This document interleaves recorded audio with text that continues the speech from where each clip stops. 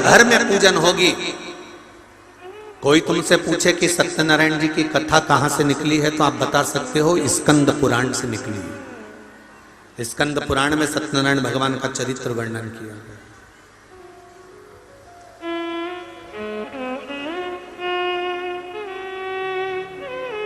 कितने लोग हैं जिनके यहां सत्यनारायण भगवान की कथा होती है? कभी तो हुई होगी, हुई है? चलो रखो। सत्यनारायण भगवान की कथा कौन सी है? पंडित जी जब भी कथा सुनाते हैं उसमें 5 अध्याय सुनाते हैं। बोलो। पहला अध्याय सुनाया, एक ब्राह्मण के घर पर एक लक्कड़हारे ने कथा सुनी। बोलो सही है कि गलत है? दूसरा अध्याय, फिर कथा सुनकर उसने कथा सुनी। फिर तीसरा अध्याय, उसने कथा सुनकर उसने कथा सुनी। फिर चौथा अध्याय, उसने कथा सुनी और उसने कथा सुनी। पर वो कथा थी कौन सी? जो सत्यनारायण जी की थी, जो सबने सुनी, पर आज तक वो 5 अध्याय में नहीं आई। तो वो कथा कौन सी थी? तो कोई तुमसे पूछे तो कह देना, शंकर भगवान को जानने के लिए ब्रह्मा और विष्णु ने ढूंढना प्रारंभ करा। भगवान विष्णु नीचे गए, ब्रह्मा ऊपर गए। केतकी का फूल, गाय, सबको लेके ब्रह्मा जी आए। नीचे खड़े हुए भगवान विष्णु से ब्रह्मा जी ने पूछा कि तुम्हें भगवान शंकर के चरण मिले? तो भगवान विष्णु ने कह दिया कि मुझे चरण नहीं मिले। शंकर भगवान के सामने भगवान नारायण ने सत्य बोल दिया था, इसलिए उनका नाम सत्यनारायण हो गया। तब भगवान विष्णु ने जैसे ही सत्य बोला तो 33 कोटि देवताओं ने पुष्पों की वृष्टि करी, हाथ जोड़कर स्मरण करा, स्तुति करी। एक सुंदर कलश को सजाकर उस पर श्रीफल रखकर, आम पत्र को लगाकर, केल पत्र के साथ में भगवान विष्णु की आराधना करना प्रारंभ करी।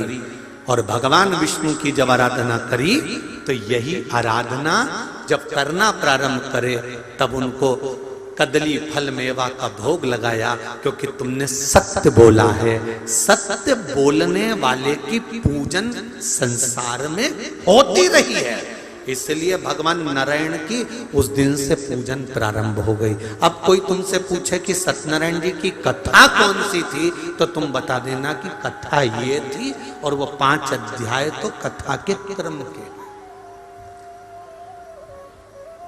आपने जितनी बार भी सत्यनारायण जी की कथा सुनी होगी उसमें बताया होगा, उन्होंने कथा करवाई तो उन्होंने कथा करवाई तो उन्होंने कथा करवाई। वो कथा कौन सी थी? वो कथा ये। अब भगवान विष्णु ने ब्रह्मा जी से पूछा, आपको भगवान शंकर का सिर मिला? हाँ। आकाशवाणी हो गई शिवलिंग में से, ये ब्रह्मा झूठ बोल रहा है।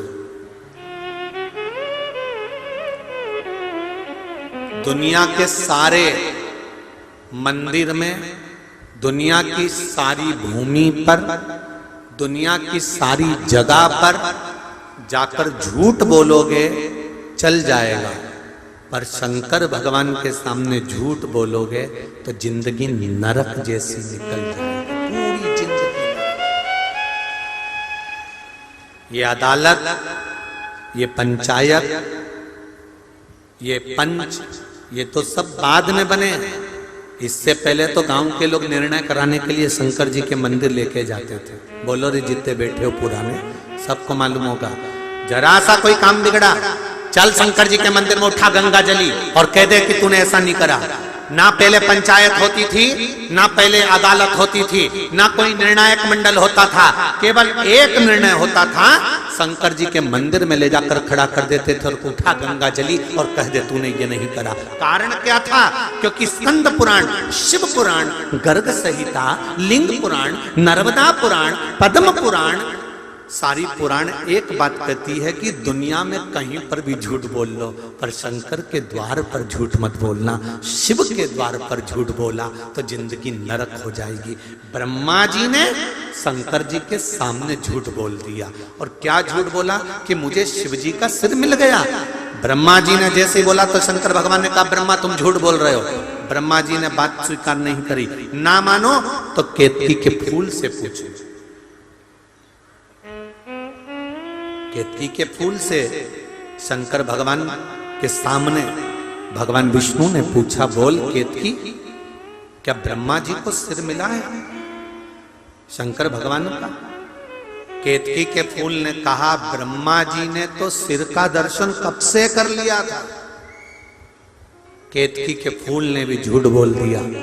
शंकर भगवान की आकाशवाणी हुई, हे केतकी के फूल, हे केतकी के पुष्प, मैं तुझे श्राप देता हूं, सारे देवताओं पर तू चढ़ेगा पर शंकर भगवान पर कभी नहीं चढ़ेगा। अगर भूल से भी चढ़ गया तो 1000 गौ हत्या के बराबर दोष लग जाएगा।